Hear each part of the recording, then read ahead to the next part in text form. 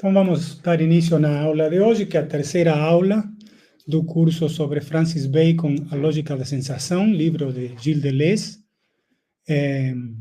Nós fizemos uma introdução geral na primeira aula, o pensamento de Deleuze, a obra, aquele conjunto de obras sobre a arte, né? Não só a pintura, mas também a literatura e o cinema, que de alguma forma isso também é retomado pelo próprio Deleuze, né? A figura do Kafka, né?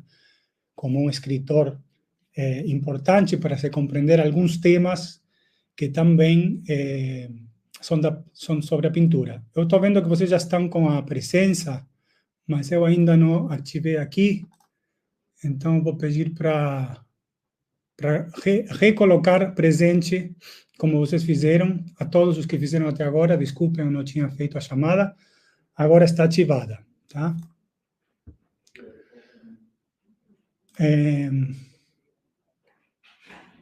Então,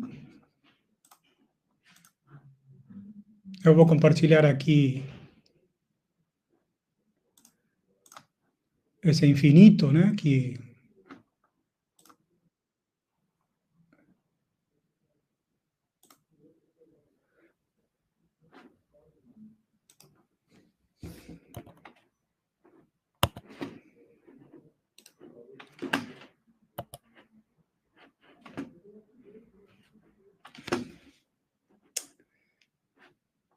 com problemas aqui com o mouse. Aí.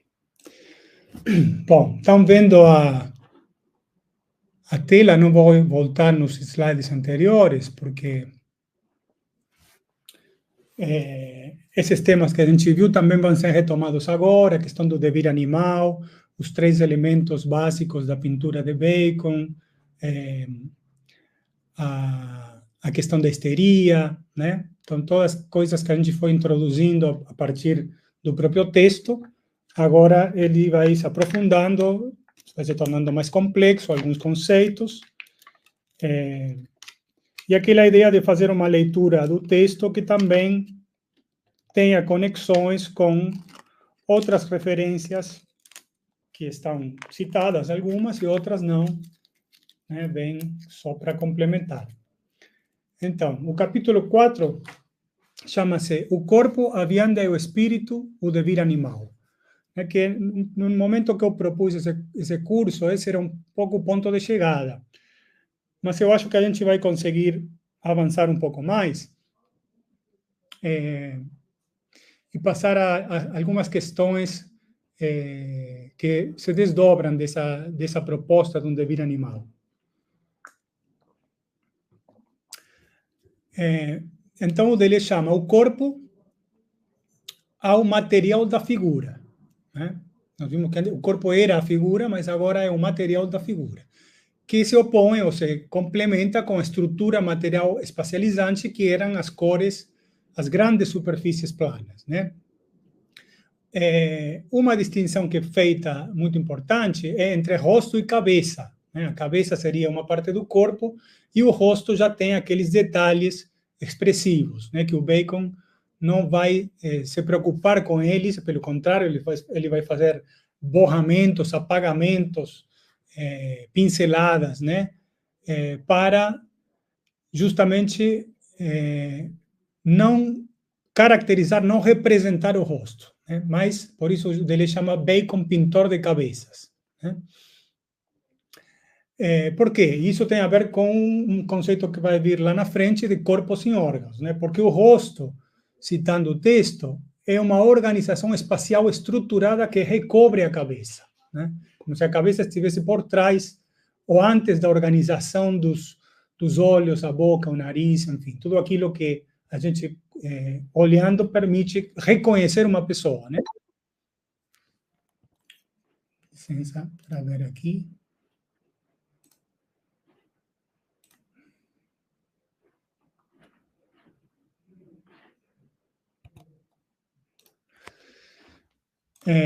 Então, e a cabeça, que é o que o Bacon pinta, é o espírito do corpo. O espírito, mas não é um espírito que está, isso é importante também a gente entender, não é um espírito que está separada do corpo, ou dentro do corpo como uma espécie de alma, né, uma ânima, daqueles conceitos subjetivistas, né, ou de uma filosofia da consciência, mas o espírito é também o corpo, né, aquele sopro corporal que tem relação com o conceito clássico de ânima, mas ele é bem caracterizado como corpo, né, e esse espírito é o espírito animal do homem. O segundo momento do texto, desse parágrafo 4, são as deformações, que a gente já viu em alguns dos quadros que nós examinamos, né? Então, essas deformações são os traços animais da cabeça, tá? Eles também chamam espírito cabeça sem rosto, pelo que a gente viu lá em cima, né? A tentativa de apagar esse rosto que permitiria o reconhecimento, a representação, e com marcas ou traços de animalidade, né? Animais, ou tem jornal, tem outros elementos que são traços na tela, por essa técnica que ele usa de limpeza ou escovação, né? Que vai escovar partes do rosto e dessa forma obter a cabeça. Seguindo uma citação da página 28, diz Deleuze: o rosto perdeu sua forma, sofrendo as operações de limpeza e escovação que o desorganizam, fazendo surgir uma cabeça em seu lugar. Então, essa noção de corpo desorganizado, né, o rosto que foi desorganizado, isso a gente vê claramente nos quadros, dá lugar à cabeça. A sombra, outra citação, escapa do corpo como um animal que abrigávamos. Isso que a gente viu nos parágrafos sobre atletismo, né? Essa ideia de que o corpo escapa por um buraco ou por uma agulha. Então, uma outra forma de pensar essa linha de fuga, né, é a sombra do corpo. O espelho, o guarda-chuva, tem outros, né, elementos que cumprem essa função. Não há correspondências formais entre homem e animal, mas uma zona de indiscernibilidade entre eles. Então, ao procurar essa zona de indiscernibilidade, uma zona de indistinção, né? Não é homem, não é animal, é os dois, né? Ou tem alguma coisa em comum. Essa ideia de uma cabeça talvez seja o que permite fazer essa passagem, né? O homem se torna animal, mas o animal se torna espírito do homem. E aí o Deleuze não diz, né, que isso é um devir, né, mas se trata justamente de pensar o devir animal como um duplo devir, tá? Sempre um duplo devir. Quando a gente pensa um devir, não é uma coisa que se transforma na outra. Lá nos últimos capítulos, se a gente conseguir chegar hoje, vamos ver a distinção entre deformação e transformação, né? Não é a mesma coisa. E aparece um tema que é bastante enigmático até aqui, e eu acho que se eu conseguir chegar até o fim, vamos tentar, pelo menos, questionar, problematizar essa questão do destino, né, e do fato comum entre homem e um animal. Uma coisa é o fato comum entre homem e um animal, acho que aqui já fica um pouco mais claro, né, deformando, desconstruindo, organizando o rosto, nós temos uma cabeça, e dessa forma o homem já é um animal, né? Eles têm uma zona de indistinção, tudo bem. Mas o destino, que é mencionado aqui e em outros lugares, ele pode referir a outras coisas, né? Uma espécie de destino no sentido do que vai acontecer, né? Do futuro próximo, e às vezes que a gente pode escolher, outras vezes não, né? Essa questão não está formulada, mas essa palavra destino é bastante enigmática e interessante. E depois temos essa passagem da figura isolada, que é o primeiro capítulo do livro, né? A figura isolada num paralelepípedo, num circo, né? E há uma figura acoplada. Quando tem duas figuras num quadro, muitas vezes são um homem e um animal, né? Já propondo esse devir, esse movimento que a gente também viu, dois movimentos, o quadro está cheio de movimentos, são dois principalmente, a gente vai ver mais adiante. Bom, a zona objetiva de indiscernibilidade. O corpo aparece no texto como carne ou vianda, né? E os ossos, a estrutura material ou espacial do corpo. Então, outra distinção fora rosto e cabeça é o osso que estaria estruturando a cabeça, né? Ele vai tirar isso das deformações que ele faz. Aliás, tirando o osso, é possível fazer a deformação.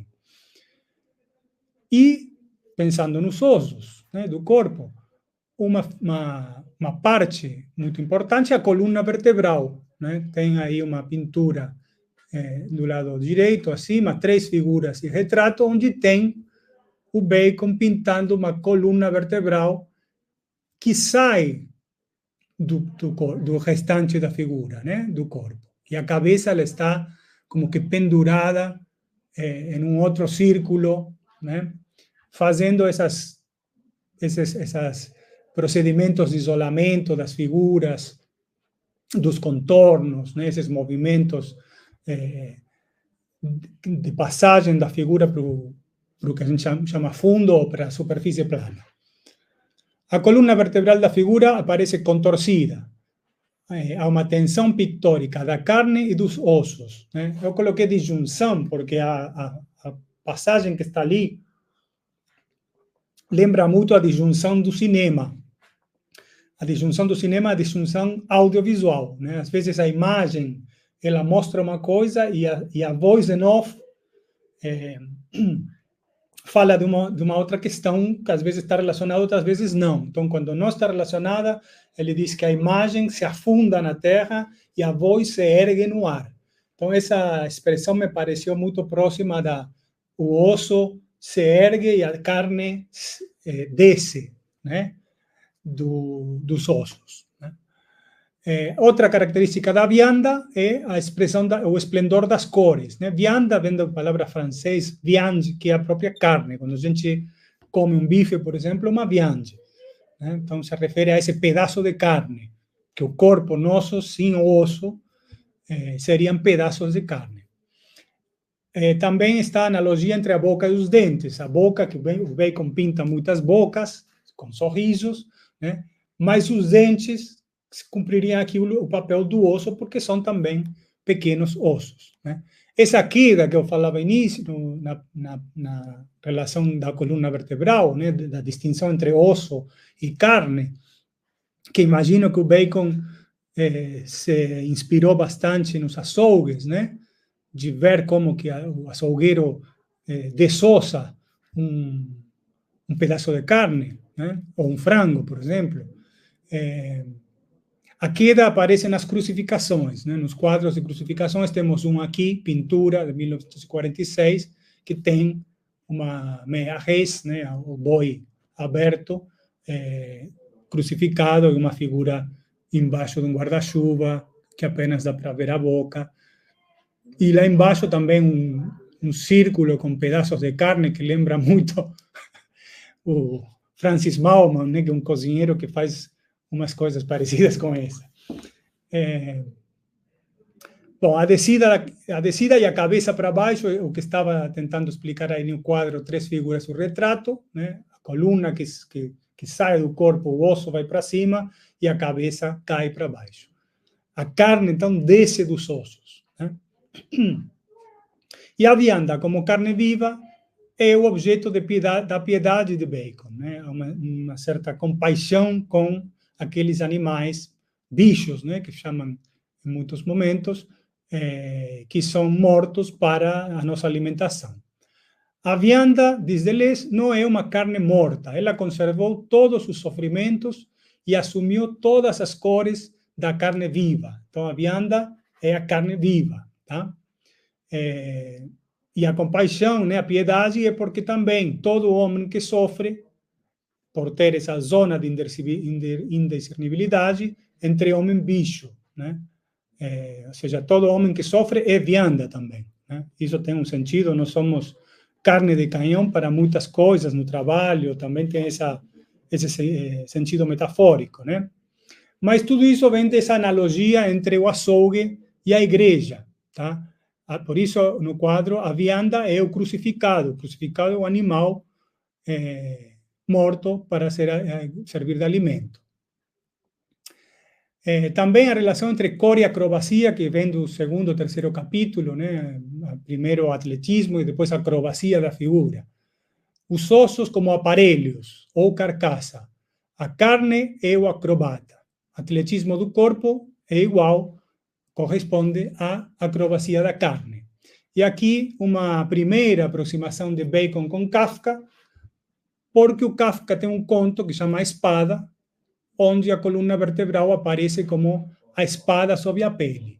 Então, não sei se isso é uma inspiração para o Bacon ou uma associação feita pelo Deleuze, mas, como a gente viu, né, o Kafka é uma das figuras literárias mais importantes para Deleuze e Guattari, e ele aqui tem uma função muito importante neste texto que a gente vai ver ao longo da leitura.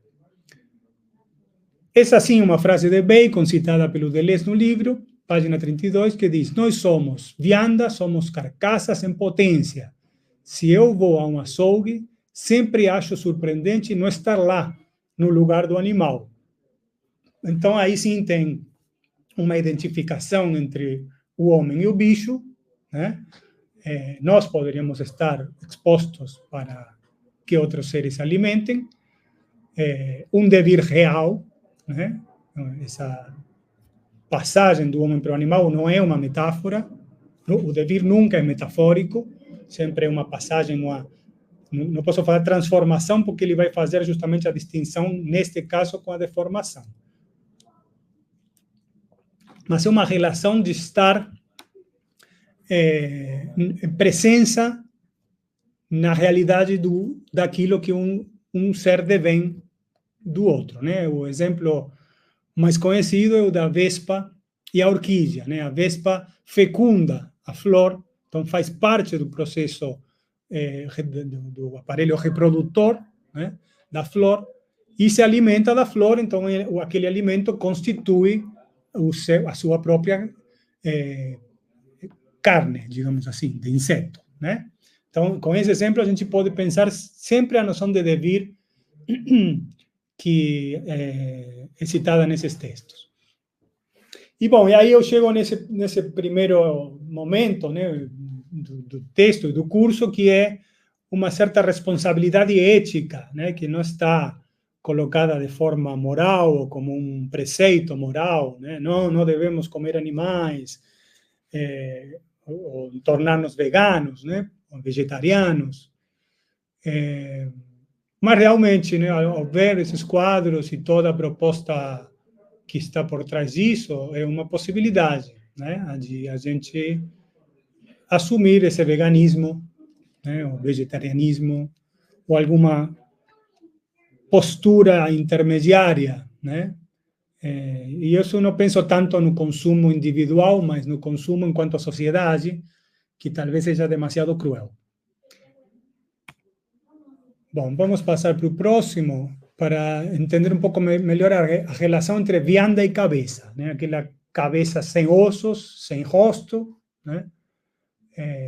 Que, aliás, o rosto é dado pelos ossos, segundo Bacon, né? A cabeça sem rosto seria desossada, mas ainda um bloco de carne firme, né? E o olhar também se caracteriza por não ter órbita. Nesse caso, é o estudo para Retrato 2, a partir da Máscara Mortuária de William Blake, que foi um poeta bastante conhecido, né? Quem lembra da citação, a epígrafe do livro The Doors of Perception, de William Blake, tem ali a lembrança, né? Uma frase de William Blake, que as portas da percepção seriam, se elas fossem abertas, seriam infinitas, e deu nome à banda The Doors, né, de Jim Morrison. Então, esse era William Blake, uma figura da poesia, né, da literatura também, e tem esse quadro de Bacon sobre a sua cabeça, tá? Uma cabeça pálida, que não tem muita... Tem uma certa expressão, mas não aquela expressão de rosto que a gente costuma ver em pinturas mais representativas, né? Depois nós vamos ver, por exemplo, a do Papa, que também tem um original de Velázquez, e um pouco pequeno, está aqui, vai estar no slide, mas dá para ver a diferença da da representação. Bom, e o Deleuze propõe uma escala intensiva da relação cabeça-vianda, né? Sempre as escalas intensivas, as hierarquias, é como se a gente saísse de um pensamento dualista para uma série de etapas, né? Série de etapas cada vez mais intensas ou mais aprofundadas, né? Então, no primeiro momento, a vianda, figura cabeça, se desfaz no guarda-chuva, no grito do Papa, né? São exemplos de quadros que a gente viu, era esse aqui, do guarda-chuva. A cabeça se desfaz no guarda-chuva, de fato, ela tem uma sombra do guarda-chuva, isso dá para ver a parte de baixo, né? No grito do Papa, a gente vai ver daqui a pouco. Nas crucifixões, a vianda escapa, já no segundo momento da escala, a vianda escapa pela cabeça e desce da cruz. Esse momento refere ao quadro que está embaixo, fragmento de uma crucificação, porque de alguma forma há uma cruz, há um corpo, há uma cabeça embaixo, é bastante difícil, né, de fazer essa... Justamente, vocês sabem que o objetivo é evitar a história, evitar uma narrativa que a gente possa fazer, mas vê aí um movimento, vê seguindo, né, a escala intensiva, série de cabeças com cores de vianda, neste caso não, né, mas aquelas cores vermelho e azul, nesses dois, bom, aqui talvez na parte de baixo tem o vermelho típico das costelas dos bois. E o quarto momento, a cabeça como potência não localizada da vianda, boca, buraco e não mais órgão. Então, seria a parte de baixo do quadro, que é uma espécie de animal que tem uma boca num lugar que desceu do que estava em cima, como se tivesse sido cortado, né? Então, é essa ideia de que a boca é o buraco por onde o corpo tenta escapar e não mais um órgão, né? Então, a gente vai em direção à noção de corpo sem órgãos. Aí passamos para o capítulo 5º. Tá tudo certo, gente? Alguma voz para não ter que sair daqui? Beleza. Qualquer coisa vocês podem falar, né? Que a gente, para não ter que sair da tela e tudo isso, mas a gente eu posso interromper e conversar com vocês a qualquer momento, tá? Esse capítulo 5º chama-se Nota de Recapitulação, Períodos e Aspectos de Bacon, né? Tentativa de fazer uma periodização. Eu não me prendo muito a isso, nem a aspectos históricos, né? Por ser um curso de filosofia, busco mais a questão da compreensão conceitual, né? O que o Deleuze está criando em termos de conceitos junto a Bacon, e a gente vai ter esse olhar deleuziano dos quadros. Então, nós vimos isso. Cabeça, vianda, é o devir animal do homem, onde o corpo tende a escapar e a figura a se juntar à estrutura material. Aí temos os dois movimentos. A gente, na aula passada, terminou com isso, né? O corpo que tende a escapar pelo buraco, pela sombra, pela fechadura, pela pia, e a figura a se juntar à estrutura material. Ou, às vezes, também tem um outro movimento de que a estrutura material come o corpo, né? Empurra, aperta o corpo, né? Um movimento cilíndrico, dizíamos. Então, essa tendência a escapar pelo buraco é o que dá esse esforço da figura para passar pela ponta quando ainda não se dissolveu na grande superfície plana, né? E isso nos faz pensar num outro tipo de devir, que é o devir molecular, né?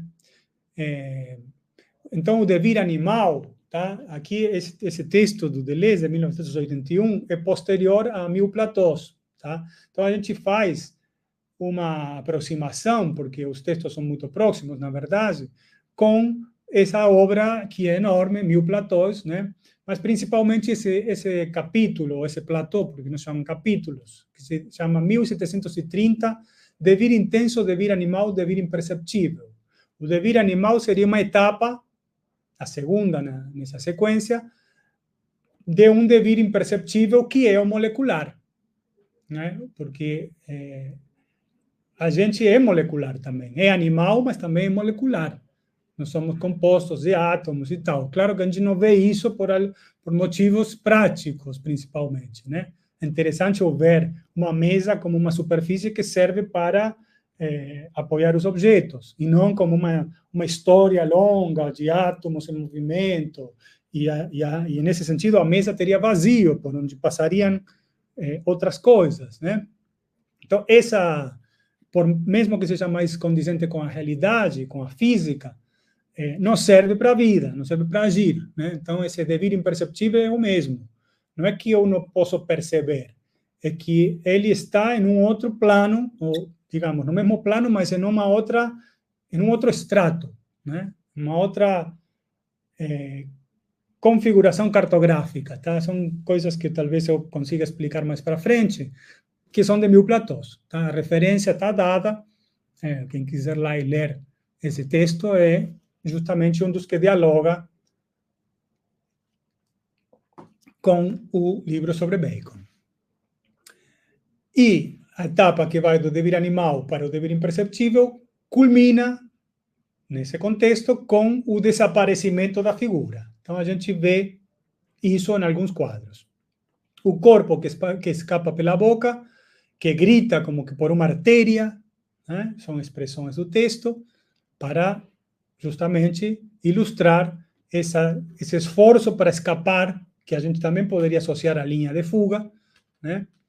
Pintar o grito ou pintar um sorriso, né? Um sorriso já vai nos levar para a questão da histeria, né? Mas aqui ele aproxima do sorriso evanescente do gato de Alice no País das Maravilhas, de obra de Lewis Carroll, que também está essa referência muito presente em outro texto de Deleuze, que se chama Lógica do Sentido, né? Paralelo à diferença e repetição, talvez sejam as obras nas quais está contida a filosofia deleuziana, a ontologia deleuziana, e um dos paradoxos que são tratados nesses textos é o de Alice, né? E também através do espelho, enfim, a obra de Lewis Carroll. Bom, na dissipação do corpo, o rosto se desfaz, tá? E sorrisos, o Bacon pinta sorrisos, diz Deleuze, os sorrisos são beteiro do Papa, o sorriso histérico, que vai ser, talvez, o nosso ponto de chegada hoje, né? Lá para o capítulo 7. E os três momentos do devir grito-sorriso, ou seja, é uma imagem que pode ser tanto um grito como um sorriso, ou tipos de grito, ou tipo de sorriso, porque mesmo que a imagem esteja fixa, ela expressa movimentos, né? A ideia é essa, né? Ela tem movimentos. Não só entre uma e outra da sequência, essas são mais evidentes, como se fossem paradas do movimento, mas a própria figura está em movimento. Na primeira, que não é a que está a primeira na ordem da sequência, a primeira seria a que está no centro, é uma boca que grita ou geme, porque a boca não está aberta, ela está semi-aberta. Do lado à esquerda é o sorriso histérico, já é mais aquelas pessoas que riem, né, de forma mais ampla, né? E vamos tentar ver depois em que sentido se fala aqui em histérico, alguma coisa mais espasmódica, né, que perde um pouco o controle do corpo, mas sem chegar a ser patológica. E a terceira, que está do lado direito, é a cabeça que se dissipa. Ela primeiro que já cai, né? Já não está erguida, ela cai, aquela coisa de que a cabeça cai dos ossos, como se perdesse a estrutura, e ao mesmo tempo que perde a estrutura, ela começa a se dissipar, a diluir na própria estrutura material do quadro, que é o fundo, né? Que aqui já não é tanto uma superfície plana, mas uma espécie de cortina, né? Então, esse é um tríptico que não está no MASP, não foi mostrado, mas é interessante para mostrar toda essa passagem do devir animal para o devir imperceptível, com o caso do sorriso ou do grito. E, principalmente, o grito é o grito do Papa.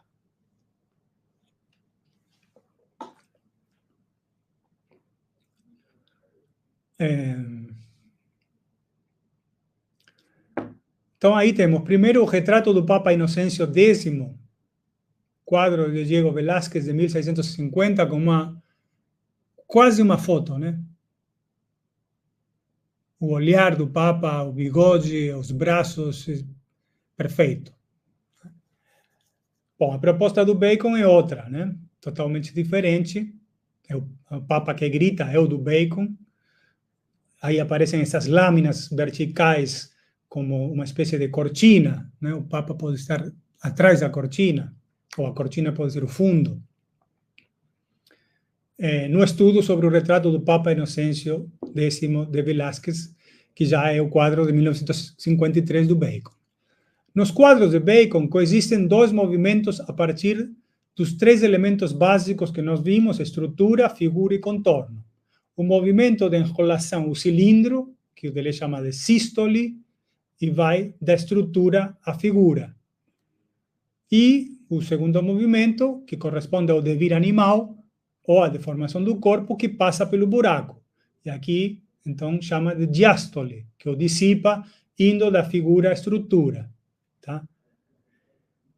E nessa parte do texto, o Deleuze vai dar 8 funções para o contorno. Né? Algumas a gente já viu: isolante, o contorno isola; desterritorializador, que foi desde o início uma das perguntas muito importantes que foram feitas aqui, a questão de desterritorialização. Então, o contorno tem essa função de desterritorializar. Ele é veículo, aparelho ou prótese no contexto do atletismo; deformador, de novo aparelho prótese na acrobacia; cortina, né, o contorno aqui nesse caso é cortina; ou membrana, que é próximo, mas é uma outra função, né?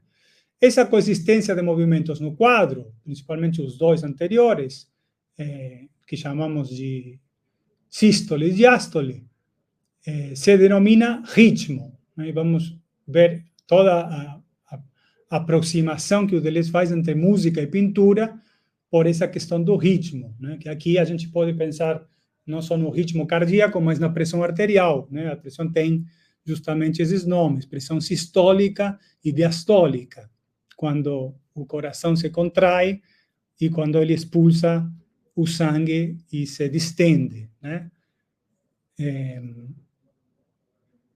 E também tem uma caracterização de 3 períodos do Sylvester. Sylvester é aquele entrevistador, e se vocês pegam as notas do texto, todas as referências, a maioria das notas, remetem a esse texto, que são as entrevistas com Sylvester. Porque aí é o Bacon que fala, né? O Bacon falando. Bom, os períodos, a primeira coisa, para a gente não pensar que são coisas desconexas, ou que um começa e termina o outro, ou que um quadro tem um movimento e o outro tem outro. Não. Essas descrições sempre são para pensar ideias reguladoras, né? Mas no quadro tem vários, às vezes tem os dois movimentos, um tem uma preponderância sobre o outro, e os períodos também, eles não estão totalmente estanques, né? Esses períodos coexistem. Né? A ideia de consistência também é muito importante na filosofia do Deleuze, né? Pensar a coexistência do tempo, né? Dos presente e o passado, a coexistência da memória e a matéria, né? Que isso também é muito bergsoniano, né? Do Henri Bergson, um filósofo nos quais Deleuze se inspirou bastante. Bom, o primeiro período seria o da figura e a grande superfície plana, aquele primeiro capítulo que tem essa distinção, a figura isolada e uma superfície de cores firmes, né? E maior do que a figura, que funciona como fundo. O segundo, a forma pictórica, o Malerisch, eu não sei como se pronuncia, mas é uma palavra em alemão que remete à pintura, né? A forma da pintura. Então, ela já destaca mais com fundo de cortinas, como é o caso aqui desse Grito do Papa e os quadros dessa série, desse período, que é o das cortinas. No terceiro, tem mais efeitos de flow e escovação, que a gente viu alguns quadros, não nessa aula, mas nas anteriores, aquelas aqueles rostos deformados, aquelas cabeças, né, melhor dizendo, por essas técnicas de fluoescovação que começa a destacar mais no terceiro período. E esses seriam os primeiros 3, correspondem à periodização de Sylvester. E o Deleuze acrescentaria um 4º período, que é o do desaparecimento da figura, lembrando daquele devir que ele propõe, devir animal, devir molecular.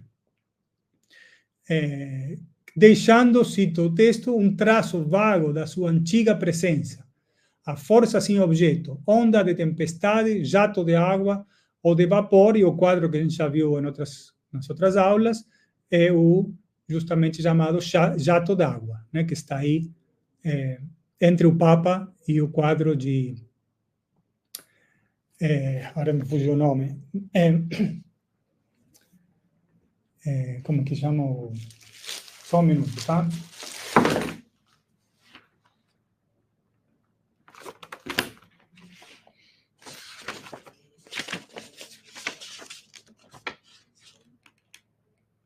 Turner, né? Turner é o que pinta essa tempestade com um navio que está ali, né? O quadro chama Navio a Vapor na Tempestade, mas ele não se distingue muito, são uns traços muito sutis, a chuva, as nuvens. Então, o Deleuze diz nessa passagem que o último período, o 4º, é um período nascente, estava iniciando com essa abstração da figura, mas não é uma abstração completa, porque senão seria pintura abstrata, que a gente viu isso desde o início, um outro caminho, né? Pintura abstrata são aqueles quadrados, círculos, linhas, que não representam nada porque não tem nenhum objeto a ser representado. Aqui a gente pode pensar que tem um jato de água a representar, mas não é isso também, né?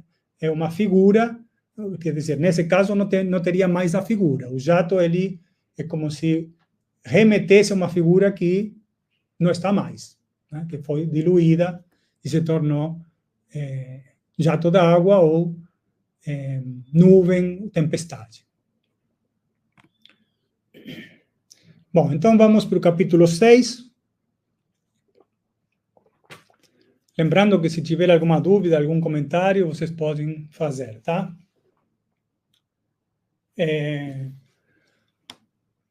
Pintura e sensação. Lembrando essas 2 maneiras de ultrapassar a figuração, o ilustrativo, o narrativo ou a representação, que são a pintura abstrata e a proposta de Bacon, aqui nos revela Deleuze inspirado em Cézanne, que é um outro pintor francês. Qual é a diferença que se coloca agora? Bom, a pintura abstrata se dirige ao cérebro, né? Talvez a inteligência, a interpretação, com formas geométricas, linhas, cores, tá? E pintaria o osso também. A figura, no caso do Cézanne, é a sensação. Então, essa figura não é uma representação de alguma coisa, a gente teria que adivinhar o que é, mas sentir, né? A figura é a forma sensível referida à sensação. Age sobre o sistema nervoso, a carne. Então, a pintura abstrata sobre o cérebro, a pintura da sensação sobre o sistema nervoso diretamente, sem passar pelo cérebro. Essa seria um pouco a ideia do Bacon. A sensação se opõe também ao clichê, que é o lugar comum. Essa tendência a pintar uma imagem que já está prefigurada é muito forte, né? Então, tem que ter esse momento para não cair no lugar comum, não cair no clichê. A sensação também mistura aspectos subjetivos e objetivos, né? Então, o Bacon, o Deleuze, usa um termo da fenomenologia, que é ser no mundo, né? O Heidegger chama de Dasein, o ser aí, tá? O Sartre, ser no mundo, o Merleau-Ponty também ser no mundo, todos inspirados na fenomenologia de Husserl. Mas aqui eu vou me prender um pouco mais ao Merleau-Ponty, porque o Merleau-Ponty ele trabalha muito a pintura de Cézanne, né? Eu acredito que seja o curso que a gente vai ministrar na USP, na pós-graduação com o professor Alex, é buscar esse diálogo com a fenomenologia e, sobretudo, com Merleau-Ponty. Então, o corpo, ele dá e recebe a sensação. Aí que a gente lembra de um exemplo clássico do Merleau-Ponty, que a mão que toca é a mesma que é tocada, né? É uma experiência que a gente pode fazer, é uma coisa simples, mas isso caracteriza bem o corpo como sujeito e objeto ao mesmo tempo. Cézanne iria além do impressionismo, né, porque diz que a sensação não está nas impressões, que são as luzes e as cores, mas no corpo, seja um ser humano ou uma maçã. Né? Não necessariamente o corpo é o corpo do ser humano. Pode ser uma maçã enquanto corpo. A sensação é o que é pintado, o corpo, mas não como objeto representado, senão como vivido, experimentando certa sensação. Então, todo esse recurso ao vivido, ao mundo da vida, ao corpo próprio, né? Outros corpos como que podem experimentar sensações ou serem sentidos, sensitivos, aproximaria Bacon com a fenomenologia e depois a gente vai tentar ver o Cézanne com a fenomenologia e, por ende, o Bacon, né? Nós vamos tentar ver onde ele se distancia.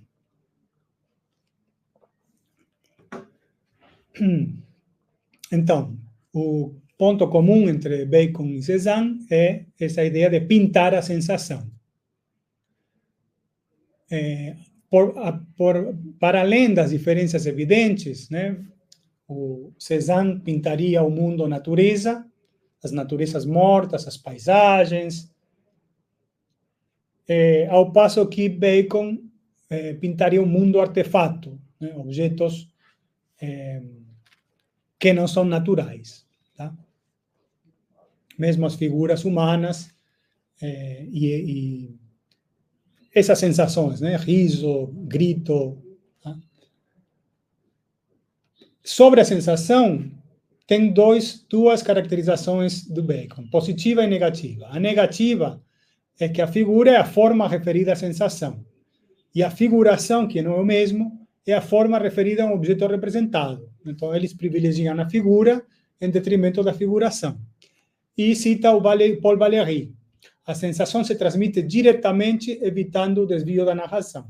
Então, essa era a ideia de que ela se transmite diretamente ao sistema nervoso e não passa por uma interpretação narrativa, por uma descrição representativa, que seria o papel do cérebro ou da inteligência. E, de forma positiva, né, aí tem um pouco a conceitualização do Deleuze, da sensação, passa de um nível ao outro. Por isso, ela é agente de deformações do corpo. Né? Ou seja, a questão da deformação, que era uma coisa que é evidente quando a gente vê, mas qual é o sentido disso? Né? Ou como é possível essa deformação? Bom, porque a sensação se caracteriza por uma passagem de nível, né? De ordens diferentes, domínios diferentes. E daí também a crítica de Bacon, tanto à pintura figurativa quanto à pintura abstrata, né? Que são os dois caminhos que ele não seguiu.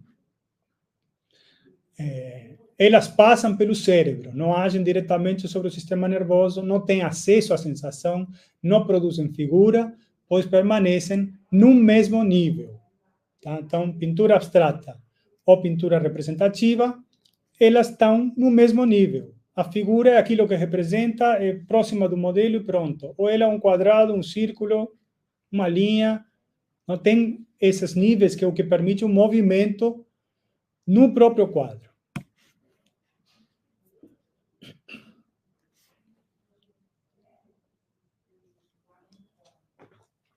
Bom, então vamos ver um pouco mais sobre esses níveis de sensação.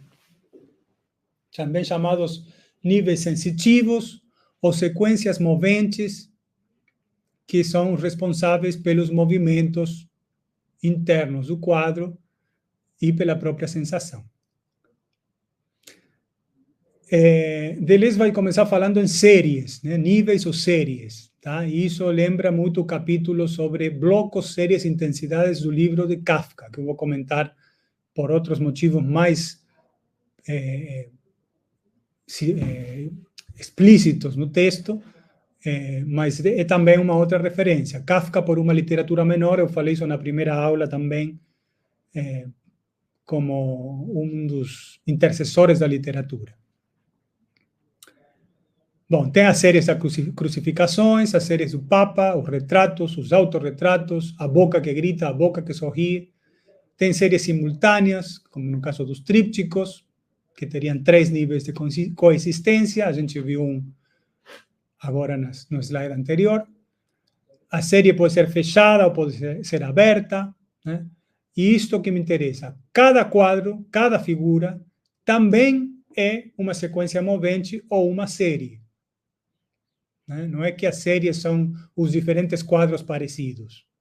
Cada quadro já é uma série. E a citação aí da página 44. É próprio da sensação envolver uma diferença de nível constitutiva, uma pluralidade de domínios constituintes. Toda sensação e toda figura já é sensação acumulada, coagulada. Né? Ele está bastante próximo da medicina nesse texto, né? Sístole, diástole, coagulação. Mas isso lembra muito uma outra forma de pensar os domínios constituintes, a multiplicidade, que não se dá por diferentes posições no espaço, né? Às vezes, no mesmo território, você tem uma multiplicidade. Então, Mil Platós, ele vai pensar em termos da geologia, né?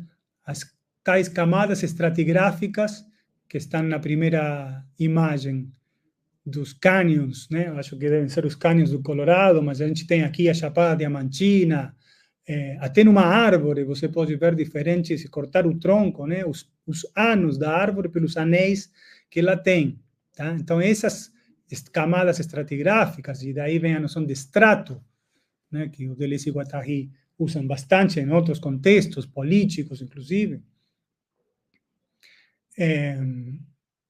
é uma das fontes essa da geologia, né? Então, as séries, elas estariam no mesmo quadro, tá? Como camadas estratigráficas.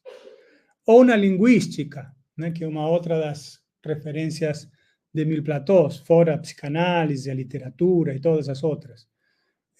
Os mapas dos dialetos, né? Que vai dar lugar depois a uma outra estratégia, né, do Deleuze e Guattari, que chama cartografia. Né? Então, os dialetos, eles, se você vê um mapa do Brasil, você pode ver os estados, né, como partes separadas, Bahia, Pernambuco, São Paulo, né? As zonas, leste, norte, enfim, mapas. Mas se a gente pensar historicamente como foram povoados esses lugares, os bandeirantes, e mais ainda, os diferentes dialéticos dos povos indígenas que estavam antes, né? E fazer mapas.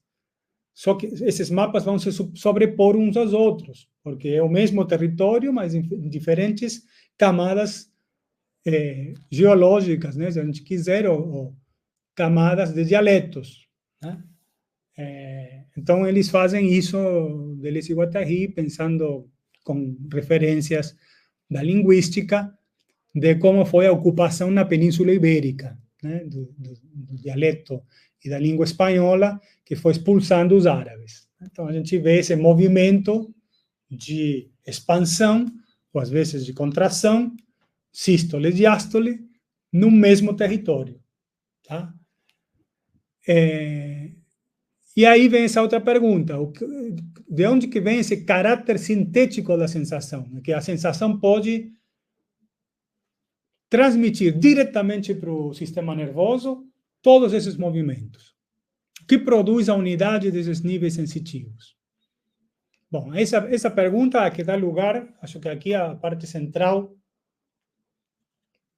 em termos argumentativos, não só da proposta deleuziana, da compreensão, né, ou da compreensão da pintura de Bacon, mas também esse diálogo a fenomenologia possível. Tem 4 hipóteses. As 2 primeiras são rejeitadas.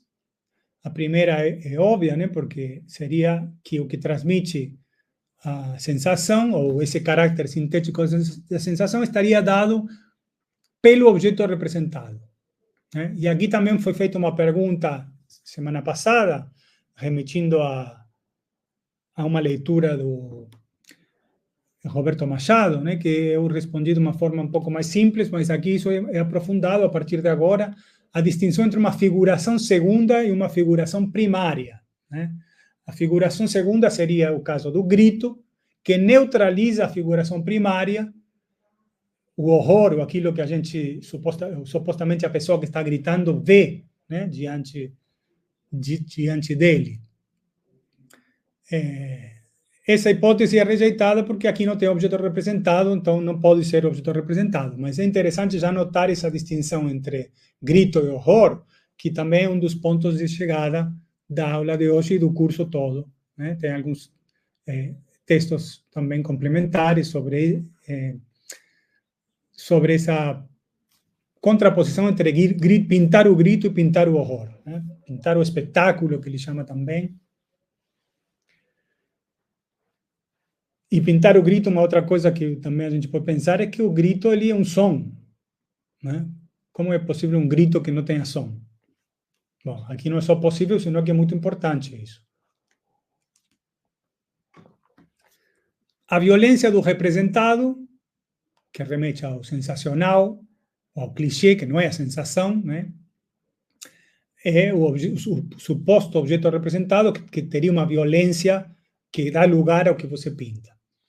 Bom, essa violência se opõe à violência da sensação, que é a que nos interessa, e que estaria entre o quadro e o sistema nervoso, né?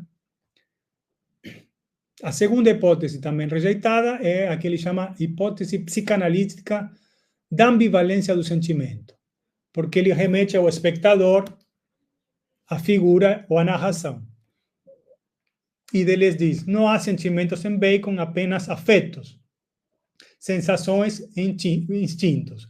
Bom, um sentimento pode ser agradável, desagradável, de beleza, de feiura, né? Então, essa ambiguidade ou ambivalência do sentimento não se dá porque Bacon não pinta o sentimento. Ou seja, aquilo que o sujeito sente. A gente fala muito isso, fui no MASP ver os quadros, eu senti, bom, não me senti, poderia ser, me senti triste ou alegre, bom, mas não interessa esse sentimento ambivalente, senão a sensação direta que é percebida e que você às vezes não pode narrar, porque não tem narração, né? Não tem uma historinha que contar para justificar o que você está sentindo. E esse é um pouco o objetivo da pintura de Bacon, segundo Deleuze. Por isso eu passei os quadros, né, aquela vez primeiro, sem falar muito, né, para ver se realmente vocês tinham sensações. E algumas pessoas tiveram, que até falaram. Bom, a terceira hipótese chama hipótese motriz. Ela refere aos níveis de sensação como paradas ou instantâneos de movimentos, que são também as fotos, né, com as quais se recompõe sinteticamente o movimento. Essa resposta é muito mais interessante, né, que essas várias camadas, né, essas várias camadas estratigráficas, ou várias, como que chama, níveis, né, níveis, domínios constituintes, essa multiplicidade que estaria no quadro, é como, e aqui eu trago uma outra referência, que é o livro sobre Cinema 1, a imagem em movimento, e as 3 teses de Bergson sobre o movimento, que eu não vou falar de todas elas agora, mas somente de uma que aqui tem relação com isso. Na verdade, esse exemplo do Bergson está em outro texto que chama Introdução à Metafísica, mas ele diz, imagina você tirar fotos da cidade de Paris, né? E com essas fotos, juntar todas elas como uma espécie de Google e fazer a cidade de Paris. Você teria uma versão da cidade de Paris, mas não é a mesma e não tem nada a ver com você estar lá, caminhando em qualquer rua. Não precisa ter todas as fotos, todas as imagens, mas só você estar lá, a sensação que você tem é de estar em Paris.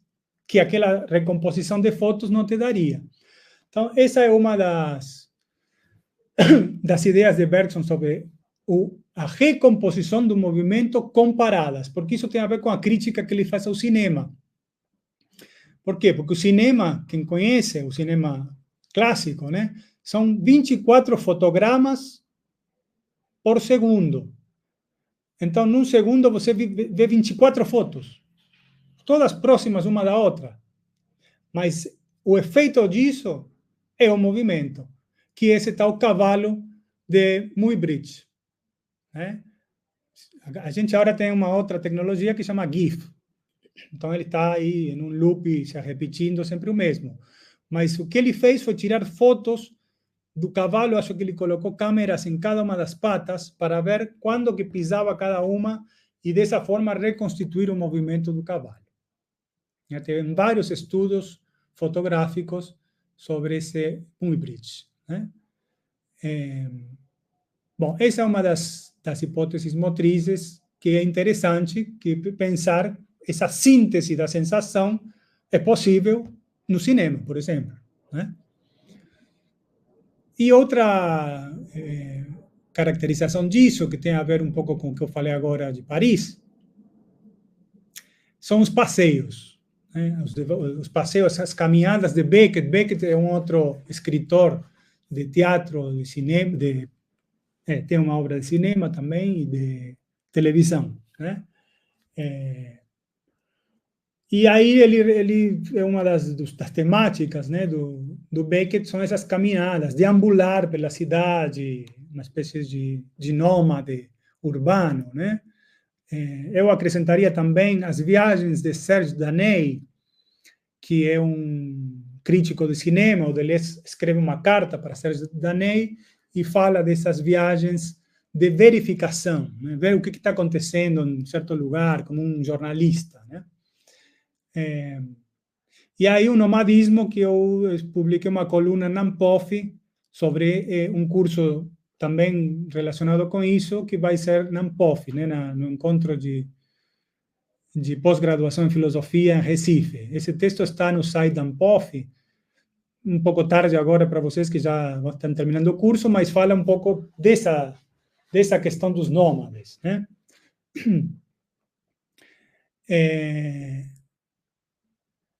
Então, o movimento ele se subordina aos níveis de sensação. Não é que a gente percebe os diferentes movimentos como diferentes sensações. Né? A sensação vem primeiro. Essa é um pouco a ideia. E nela estariam sinteticamente dados todos os instantes do movimento, ou camadas de movimento, né? As fotos que compõem o movimento, as posições. Né? Então, ele vai se aproximando da ideia de um movimento no mesmo lugar, que vai ser chamado de espasmo. E, dessa forma, introduz um problema muito importante para nós, que é o das forças invisíveis que agem sobre o corpo. E as deformações são a expressão, não é esse termo que ele usa, de expressão, não sei se seria apropriado, mas para não usar representação, porque esse sim é inapropriado, as deformações são o que a gente vê das forças que não vemos. Né? Aí começa a ficar interessante ver um quadro de Bacon com essas figuras deformadas, porque elas são forças invisíveis. Bom, e a quarta hipótese, que é a hipótese fenomenológica, ela vai, como a fenomenologia, um pouco nessa corrente empirista, né, que tem por trás da fenomenologia, pensar os órgãos dos sentidos, né, a vista, o tato, o olfato, o ouvido, né, cada um corresponde a um certo nível de percepção. Mas o interessante da fenomenologia é que ela pensa que há uma comunicação existencial entre esses sentidos. Uma unidade original dos sentidos. Né? Não dizem que é a consciência, mas poderia ser a consciência como um sexto sentido ou um articulador dos outros sentidos ao qual cada um corresponde uma sensação diferente, uma impressão diferente. E teria, nessa hipótese fenomenológica, uma potência vital, ou ritmo da sensação. Essas duas últimas hipóteses não são descartadas como as duas primeiras. Elas vão ser rearticuladas na formulação deleuziana. Então, além dessa unidade dos sentidos, há uma potência vital, o ritmo da sensação. A gente viu um pouco a noção do ritmo antes, como essa sístole e diástole, né? Esses movimentos do coração que estão em cada quadro. E aí passamos ao capítulo 7º, que se chama a histeria. Eu passei para vocês um texto que está publicado, disponível na internet, que se chama alguma coisa sobre Francis Bacon, lógica da sensação, a histeria, não lembro agora o título, está lá no programa nosso, e é de Cíntia Vieira da Silva, né? Ela é uma pesquisadora, professora e pesquisadora da UFOP, que tem trabalhado muito com os textos do Deleuze, né? E é uma referência dos estudos deleuzianos no Brasil, né? Tanto da parte estética, principalmente, que é o que estamos trabalhando aqui, quanto das outras áreas que Deleuze transita, né? Política, ontologia, mas principalmente a estética. Bom, aí no capítulo 7º volta a ideia dessa unidade rítmica dos sentidos como um fundo que ultrapassa o organismo. Então já começa, quando começa a falar de organismo, é a possibilidade de pensar um corpo desorganizado a princípio, né? Que não esteja todos os órgãos em função de uma totalidade. E marca, né, a insuficiência da hipótese fenomenológica, porque ela justamente pensa um corpo organizado, que é o corpo vivido, chamado como corpo próprio, na fenomenologia da percepção de Merleau-Ponty. Ele também é uma espécie de sujeito, né, uma filosofia da consciência que estaria no corpo, tá? Então permanece no plano empírico. E o corpo desorganizado, ou essas outras formas de um corpo que não é um organismo, ou não funciona como um organismo, ele transcende o plano empírico. Né? Não é que a gente vê isso na realidade, mas ele é mais real do que o corpo visto e que funciona como uma espécie de objeto também. Né? A ciência vê como os diferentes sistemas, estudou tudo isso e como eles estão funcionando de forma orgânica. Mas então haveria uma potência mais profunda, também ele usa essa palavra insuportável. Por que insuportável? Porque a gente não pode viver com esse corpo desorganizado. Ele é inútil para a vida. Mais do que inútil, ele é insuportável. E isso remete à questão do intolerável em Kafka, que é uma outra entrada para as questões, por exemplo, da ação política. Não é que a gente faz um projeto político ou uma vontade, né? Isso a gente viu na imagem do pensamento, uma vontade de pensar, de conhecer, como se o ser humano fosse, o filósofo fosse, por natureza, tivesse a vontade de verdade, né? O que ele pensa a partir do Kafka é que a ação política, e na verdade qualquer tipo de ação, se dá a partir do intolerável. Né? Quando não se suporta uma situação, aí você reage para criar uma outra linha de fuga, né? Uma outra modo de vida, né?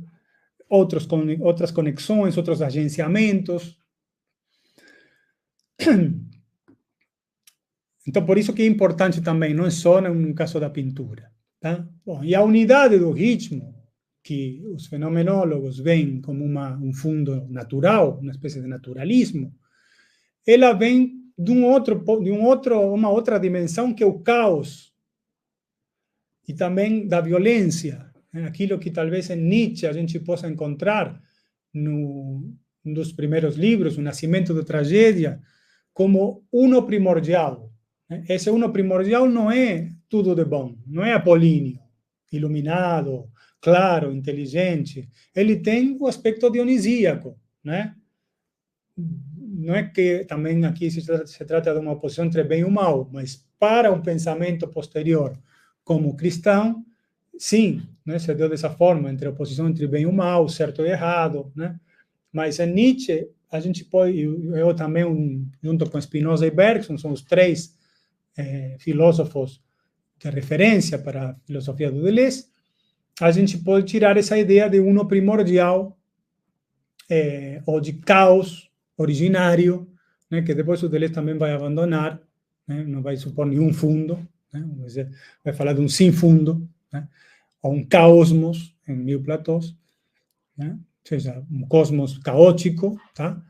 Mas ali convivem as duas forças da construção e da destruição, da iluminação e das sombras, né? Então, essa seria uma das bases para pensar a proposta deleuziana de rearticulação dessas hipóteses que a gente viu no capítulo anterior. E a outra é o Artaud, porque o Artaud ele é um escritor de teatro, né, de literatura também, e ele vai propor, de uma outra maneira, esse conceito de corpo sem órgãos, aqui e nos estudos deleuzianos é abreviado como CSO, né? E refere a um corpo intenso ou um corpo intensivo que se opõe ao organismo. Não é que ele não tem órgãos.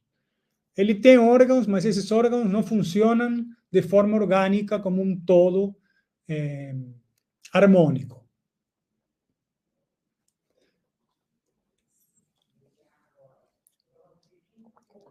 E esse corpo sem órgãos seria mais próximo de uma sensação, de uma realidade intensiva da sensação que se dá como vibração. Aqui a gente pode também lembrar de uma outra ciência que o Deleuze utiliza como referência em diferença e repetição, que é a embriologia, né? Ele fala aqui do ovo, né? O ovo é o embrião. O ovo pode ser o ovo de uma galinha, mas também pode ser um embrião humano ou de qualquer outro ser vivo, uma semente, né? No caso das plantas. Bom, esse ovo possui virtualmente o desenvolvimento orgânico, ou seja, ele é um corpo sem órgãos. Aí sim, o feto, ele ainda, em algum momento, ele se forma os órgãos, né? O cérebro, não sei agora a sequência na qual ele se forma, mas também ele faz movimentos dentro da barriga da mãe que não poderiam ser feitos se ele já tivesse desenvolvido. É como que é uma questão de um processo temporal que vai dando lugar a esse desenvolvimento orgânico. Mas a gente podia pensar também uma vida não orgânica, né? Ou seja, a vida sem órgãos, ou com menos órgãos, ou com mais. Né? A sensação rompe os limites da atividade orgânica agindo sobre a onda nervosa. Né? Aqui vem essa ideia de que é possível atingir diretamente o sistema nervoso. A figura de Bacon é corpo sem órgãos, ou carne sem nervo, carne e nervo. Sem osso, sem rosto. Né? A sensação, diz na página 52, deixa de ser representativa e se torna real. Né? A ideia de um devir real. A ação das forças sobre o corpo remete ao fato intensivo do corpo ou à espiritualidade do corpo. É uma ideia de que não há uma oposição entre corpo e espírito, mas são o mesmo enquanto fato, né? Fato intensivo. Outra referência do corpo sem órgãos, que a gente já falou aqui, é o Barros, né? Principalmente o texto Naked Lunch, que foi transformado em filme, e o último filme de Cronenberg, que é o diretor do Naked Lunch, Crimes of the Future, né? Future, Crimes do Futuro, né? Que é uma espécie de... eu não sei se ciência ficção, a gente não sabe se no passado, no futuro, há uma relação temporal bastante enigmática, aparentemente no futuro, porque as pessoas ali eles fazem cirurgias de órgãos a si mesmos, né? Eu não lembro agora, assistia muito tempo, até os dois assistiam muito tempo, mas tem um personagem que crescem órgãos a mais, né? Então toda essa ambiente, né, do corpo sem órgãos, ele está, de alguma forma, situado nesses textos do Burroughs e nesses filmes. E eu tinha indicado também o da Poor Things, né, Pobres Criaturas, que é mais recente e não trata diretamente disso, mas aparece também essa questão de o próprio Frankenstein, né, que você pode rearticular, desorganizar um organismo e dessa forma pensar um corpo sem órgãos. Que também se define pela presença temporária e provisória dos órgãos determinados. Então, tem órgãos em formação e tem órgãos determinados e tem órgãos que durante certo período de tempo e provisoriamente funcionam em um organismo, mas podem depois não funcionar mais. E também um terceiro elemento que é a introdução do tempo no quadro. Tá? O Roberto Machado fala isso até na capa, né, na contracapa do livro.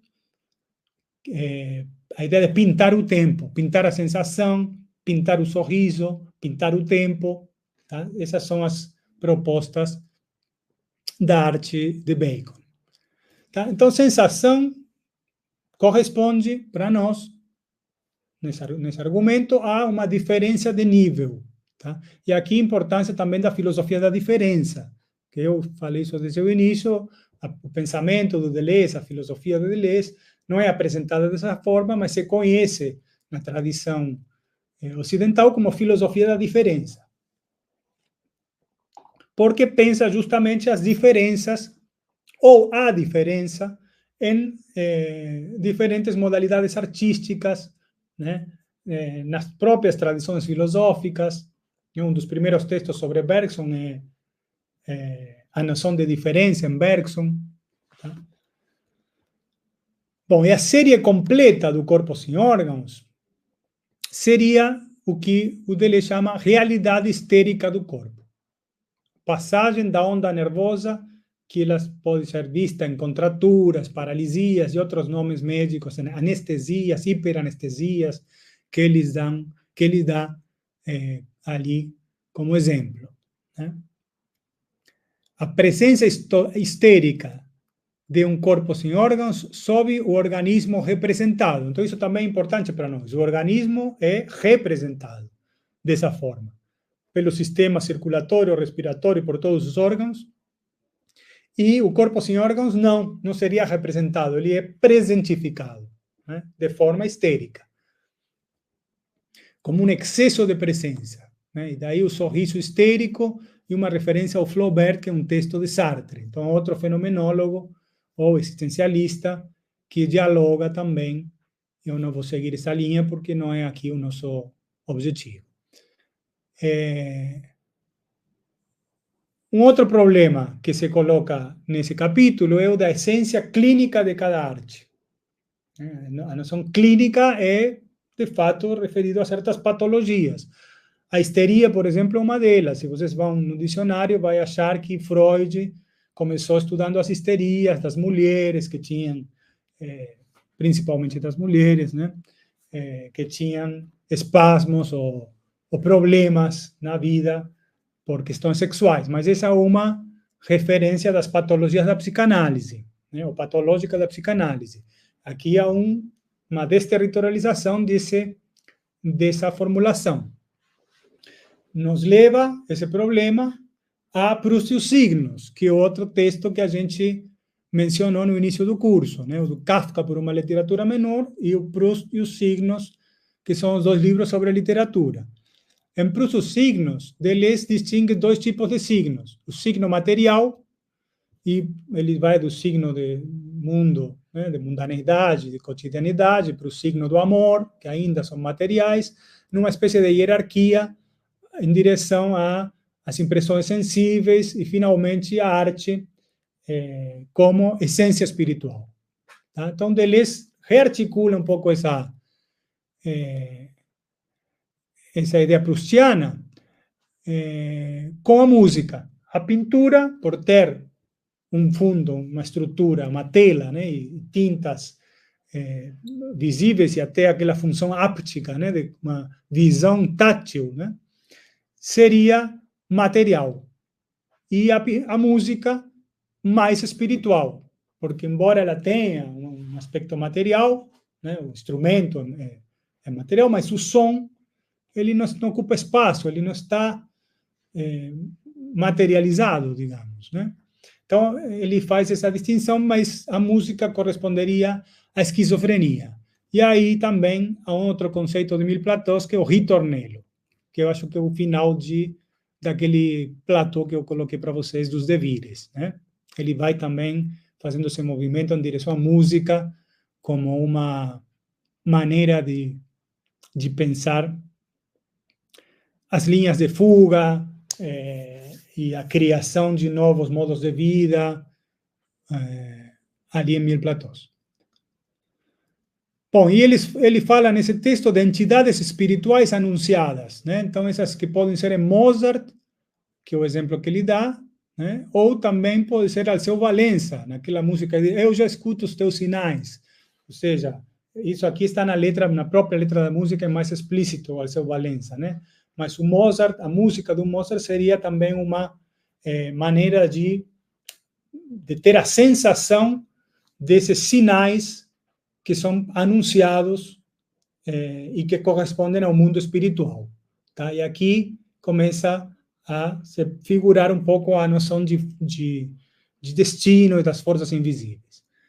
Porque toda essa hierarquia, né, aqui parece que a música é superior à pintura, ela é feita porque é interessante entender essa questão espiritual, né, que sempre é um pouco distoante em Deleuze, a noção de um espírito no estilo clássico, de uma alma, de um eu, né? Ele vai romper, ele e Guattari, principalmente, com essa noção de um sujeito espiritual ou de um espírito divino, qualquer coisa do tipo.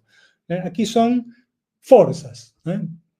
Isso remete ao Nietzsche, evidentemente, e a hierarquia se apaga ou não deixa de ter importância diante do problema comum, que é problema comum, a música e a pintura, ver essas forças invisíveis, tornar visíveis essas forças que se anunciam.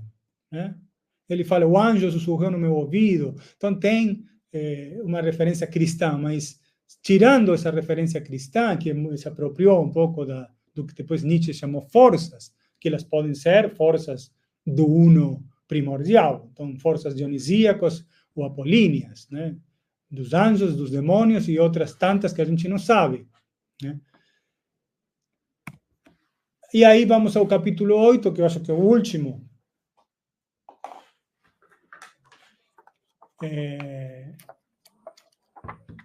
No qual abandona a hierarquia e vai pensar que o objetivo da arte é captar essas forças invisíveis que o Bacon coloca como deformações nos quadros. Pensando a relação entre força e sensação, né? Tudo que a gente falou antes sobre os níveis de sensação. E uma passagem das forças insensíveis para o tempo invisível, né? Que o tempo também é invisível. E uma das ideias propostas pelo Roberto Machado, né, principalmente, mas pelo próprio Bacon, é pintar o tempo. Então, retomando a ideia do o quadro do grito. O grito pintado não produz som. Ele produz a imagem, que é uma figura, ou, se você quiser, uma sensação, ou níveis de sensação. O grito tem níveis de sensação. São forças. Né? Então, é um pouco paradoxal, né? Que o grito, que é um som, não tenha som porque é uma pintura. Então, talvez por isso essa aproximação com a música. No caso do Cézanne, com a famosa Montanha de Saint-Victoire, que está ali no quadro. O Cézanne pinta a força do plissamento, ou seja, as dobras, né, das montanhas, dessa montanha. O Van Gogh, que também está citado no texto, a força da semente de girassol, né, de produzir um campo de girassóis. Esse problema da captura da força se mistura com o problema da decomposição e da recomposição dos efeitos. Então, Deleuze cita alguns períodos com como que eles pensavam a decomposição e recomposição da profundidade no Renascimento, das cores no impressionismo, do movimento no cubismo. Tá? E qual é o problema? Que a força, que seria aqui a causa do movimento, entendido como efeito, ou qualquer outro efeito, poderiam ser atribuídos à mesma causa. Ou seja, uma força pode ter diversos efeitos e dar lugar a todas essas formas de recomposição do Renascimento, do impressionismo, do cubismo, ou outros que prestam atenção a efeitos ou pintam efeitos de forma diferente. E o Bacon, como que ele responde a essa questão de como tornar visíveis as forças invisíveis? Bom, uma são as séries de cabeças, que a gente já viu, pintando cabeças. Porque ali, que tipo de forças estão atuando? Pressão, dilatação, contração, achatamento, estiramento. Isso aqui, para mim, foi muito importante, porque eu lembro para vocês que eu vinha de uma maratona e de um desmaio que cortei e tive uns pontos na cabeça. Então, realmente, isso me explica que são forças invisíveis que esbofeteassem a cabeça, né?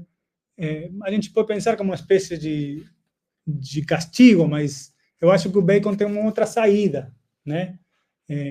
Castigo por alguma coisa que você mereça ou não, mas eu acho que essa ideia de destino, que eu chamei a atenção como enigmática, ela vem para abrir uma linha de fuga nesse problema, né?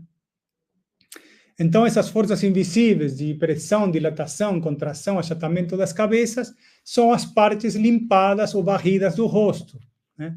Aí seria onde a força incide, né? Onde tem aquelas partes deformadas, que são com a técnica de limpeza, né? E por isso são problemas de deformação e não de transformação, né? O devir ele é muito próximo da noção de transformação. Mas aqui uma boa argumentação para se distanciar disso. São duas categorias diferentes. A transformação supõe formas, que há uma passagem de uma forma para outra. Então, ela pode ser abstrata ou dinâmica, né? A deformação do corpo é estática. Ela subordina o movimento à força e o abstrai da figura. Daí a zona de indiscernibilidade e as linhas de força que nós vimos no caso do devir animal, né?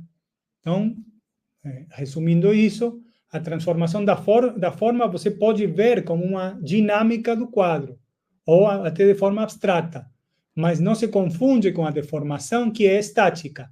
Ela está ali, você não tem um movimento proposto no quadro, né?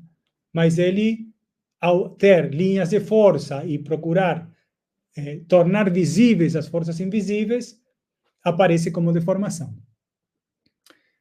Bom, Bacon e Cézanne, apesar das diferenças, têm em comum que a deformação é o ato de pintura que eles fazem sobre uma forma em repouso, né? Para eles, tudo é força.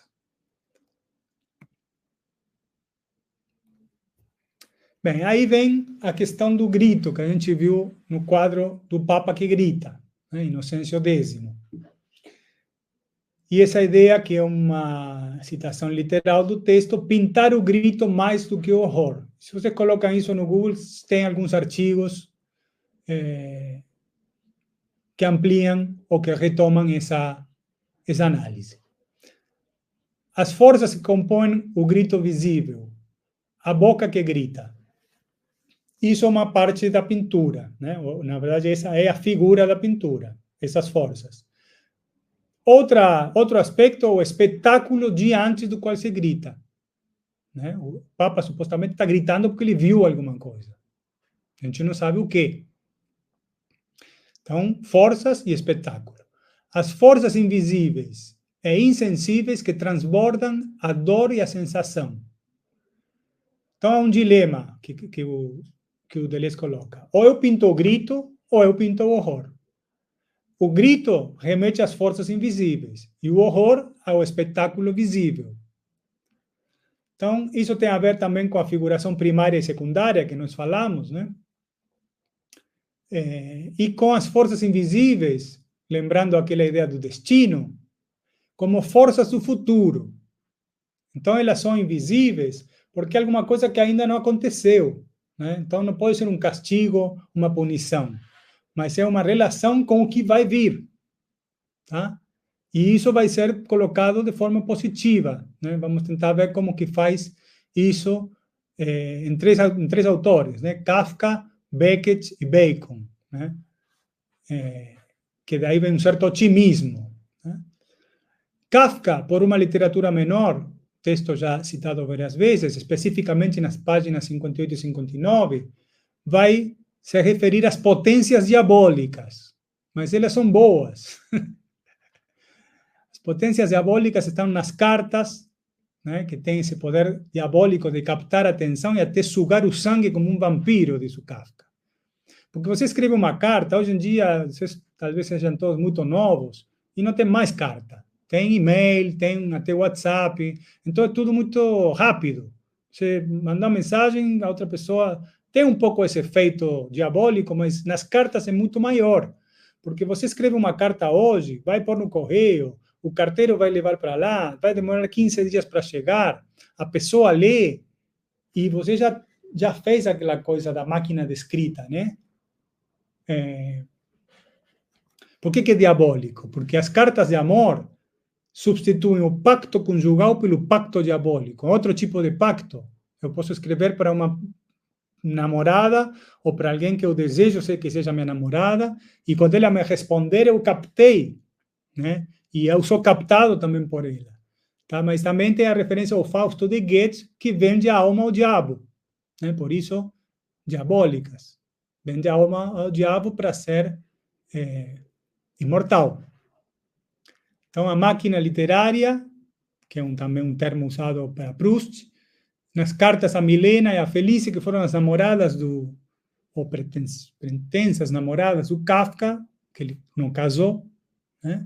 Mas tinha essas relações através de cartas. E eu já indiquei para muita gente essa obra que chama Carta ao Pai, que é uma carta que não é uma carta de amor, mas também é uma carta, para que vocês tenham uma noção de carta.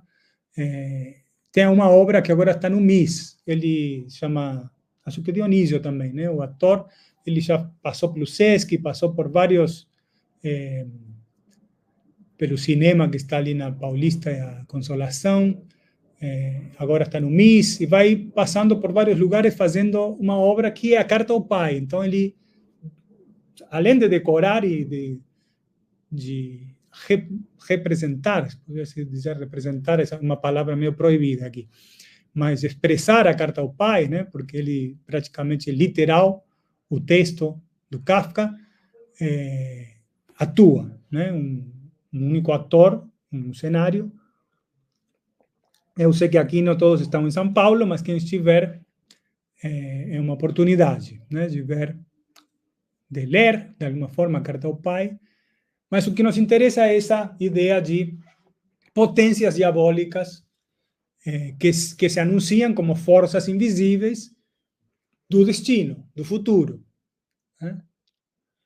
Então, a nova formulação fica assim: o grito é uma força sensível, e o que faz gritar é insensível, né? Ele pinta o grito, mas vê através do sensível o insensível ou invisível, que é o espetáculo que não está sendo visto, né? De onde vêm os dois tipos de violência. A violência do horror do espetáculo. Bom, Bacon deve ter vivido épocas de muita violência, né? Cita lá no texto, não sei se é o do nazismo, né? Aquelas coisas que a gente não precisa procurar muito para ver horror, né? Na vida. Um avião que cai, todos os dias tem espetáculos de horror. Mas eles não são representados no quadro. Eles são tornados sensíveis, como sensação, no grito ou na figura pintada, no caso, pelo Bacon, né? E o que me interessa desse ato, dessa ideia de forças invisíveis, do destino, potências diabólicas? Isso que é magistral e que o Deleuze, Kafka, Beckett e esses autores, mesmo num mundo terrível, né, como que nós vivemos, eles propõem como um certo otimismo.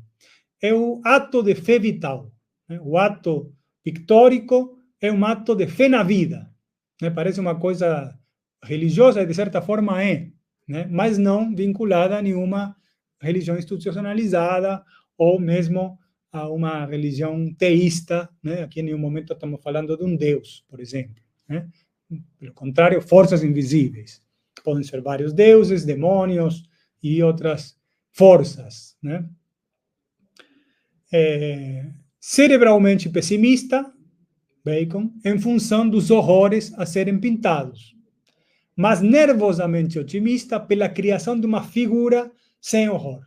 Então, a figura, ela não tem a narração, a representação do horror que não está no quadro. Né?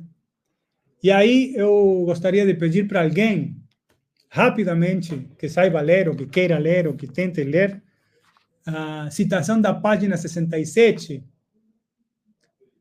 que começa: quando o corpo visível enfrenta, é possível?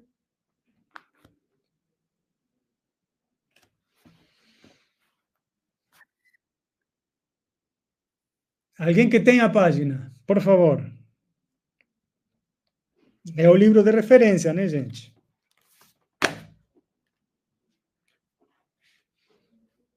Ninguém? Que pessimismo.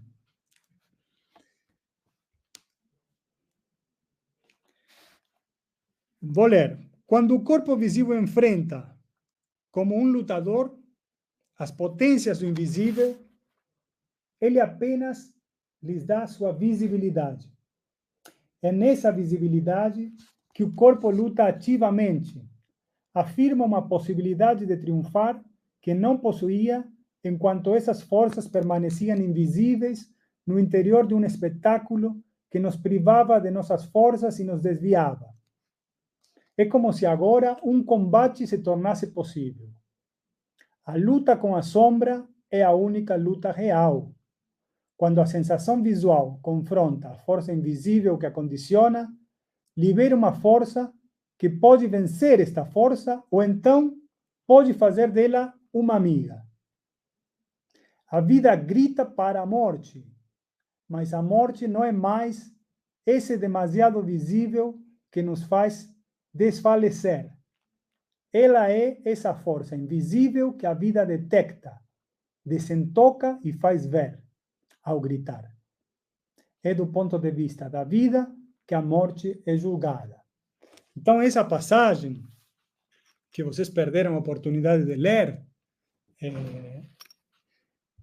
é para mim, até agora, né, o cerne do curso, o que fecha com muitas perguntas que eu tinha feito ao texto, algumas que também vocês fizeram, as poucas perguntas que foram feitas, e se caracteriza por esses aspectos. Né? O corpo luta e torna visíveis as forças, como sombras que podem vencer ou tornar aliadas. Então, o corpo não sabia que isso estava presente. É presentificado nessa luta de visibilizar as forças ou as sombras, né? Que elas podem ser, em termos maniqueístas, né, boas ou ruins, mas você pode, pelo menos, lutar contra alguma coisa que você agora tem diante de você e antes não conhecia, ou tornar aliadas, tornar amigas. A morte, que também aparece como contraponto da vida, ou dessa fé na vida, essa força invisível captada pelo grito. Pode ser tanto o destino quanto as potências diabólicas. Né? Isso pode ser a própria morte.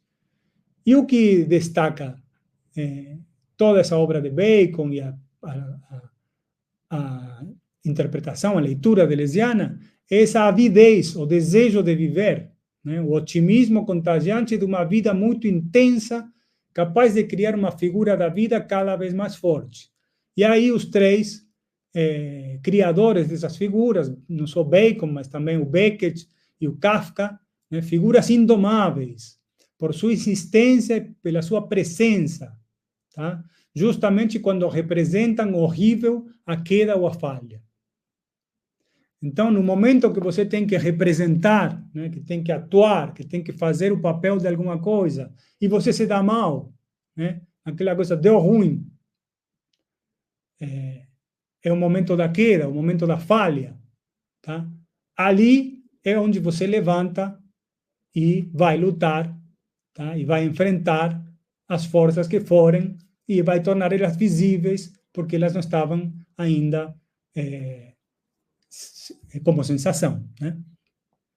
E o Deleuze dá uma lista já que os movimentos das figuras são aparentes, esses movimentos das figuras se subordinam às forças invisíveis, né? O objeto pintado, por isso não pode ser representado, é força invisível.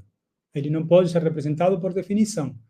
O que é pintado é uma outra coisa que ilumina ou insinua as forças invisíveis. Bom, a lista empírica das forças que Bacon detecta, que é todo o percurso que a gente fez até aqui, é as forças de isolamento, as forças de formação, as formas de dissipação, as forças de acoplamento de dois corpos, um corpo e um animal, as forças dos trípticos e as forças do tempo, que podem ser tanto do instante como sucessão temporal, né?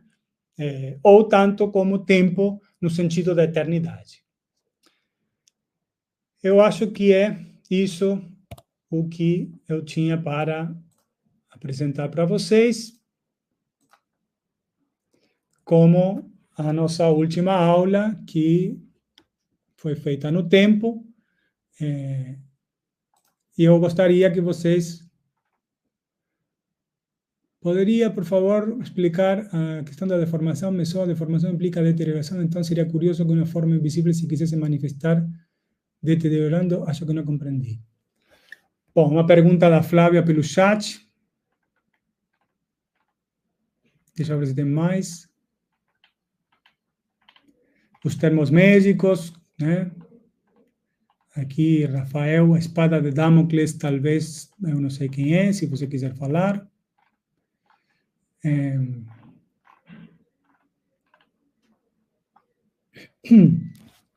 Bom, vamos ver a questão da deformação. Não sei se deterioração. Não sei se é essa o que implica a deformação, né? O que implica a deformação é a possibilidade de que, primeiro, uma cabeça seja um devir animal, ou seja, que o homem, em primeiro lugar, deixe de ocupar esse lugar privilegiado de ser humano com um rosto, né? O Deleuze e Guattari chamam de traços de hostilidade em Mille Plateaus a certas características únicas de cada ser humano, né?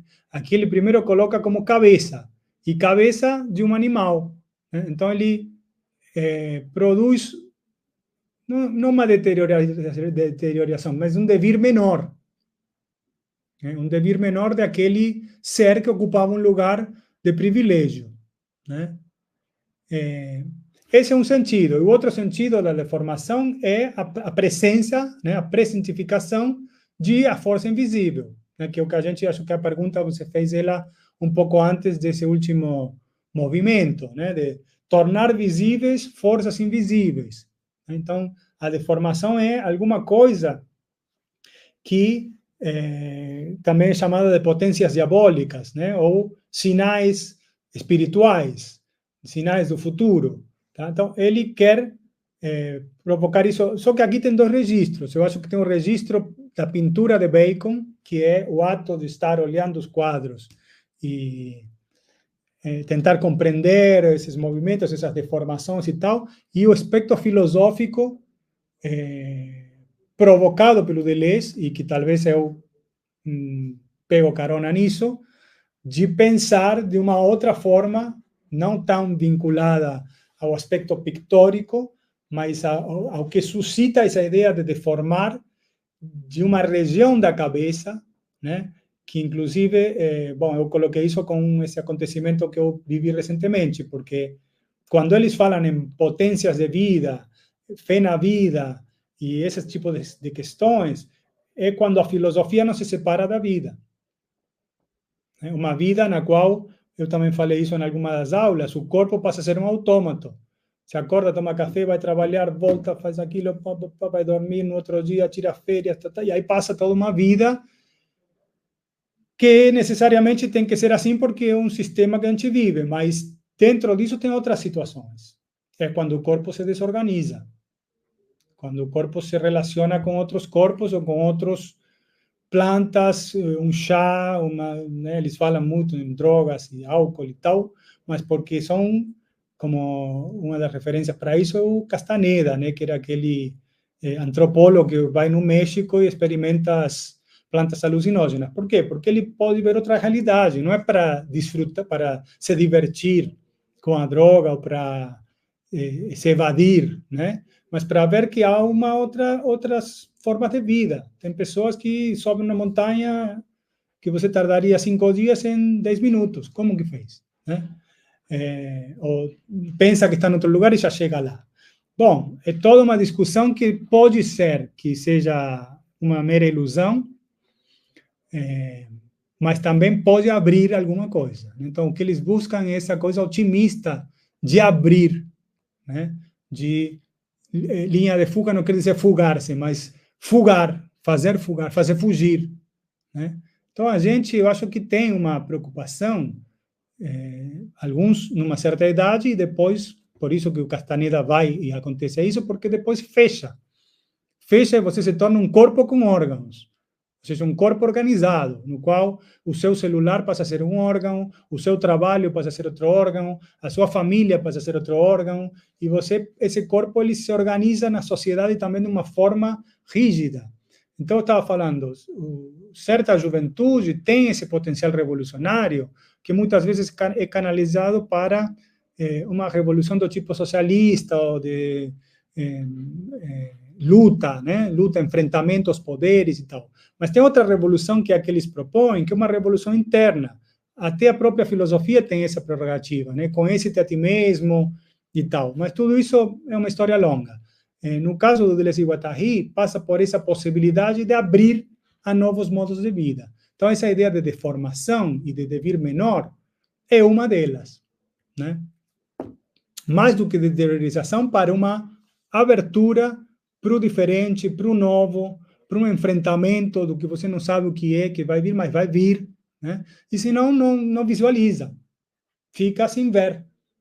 Não quero ver, essa é uma outra opção. Não quero ver, não quero ouvir, não vou falar, é uma outra estratégia. São diferentes formas de encarar a vida. Essa aqui é otimista. Mais alguma questão, gente? Nada. Prazer responder. Mais alguma questão, um comentário? Hoje nós estamos encerrando esse curso. É possível que tenha uma segunda parte no curso de verão, ou em algum momento. Pese a não ter muita interação com vocês, ou com muitos de vocês, agradeço a todos pelo interesse, pela presença, pela participação. Vou fechar a lista de presença, acho que todo mundo teve oportunidade.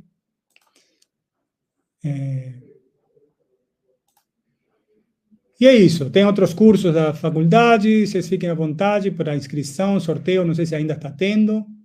E aos que eu encontrar aí na vida, será um prazer parar, conversar, tomar um cappuccino.